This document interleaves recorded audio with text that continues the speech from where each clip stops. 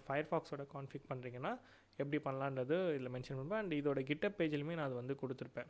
Okay,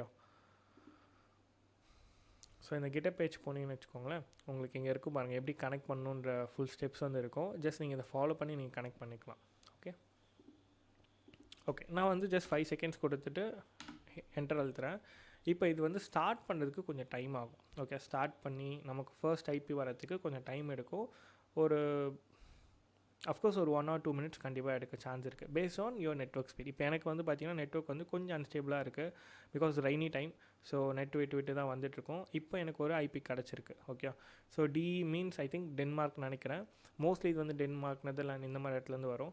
so next அப்டேட்டில் இது கூட வந்து கண்ட்ரியும் ஆட் பண்ணலாம் அப்படின்னு பிளான் பண்ணியிருக்கேன். ஸோ இந்த கண்ட்ரிலேருந்து மட்டும் தான் எனக்கு ஐபிஸ் நிறைய வரணும் அப்படி வந்து பிளான் பண்ணியிருக்கேன். I'm not sure I'm going to achieve this or not.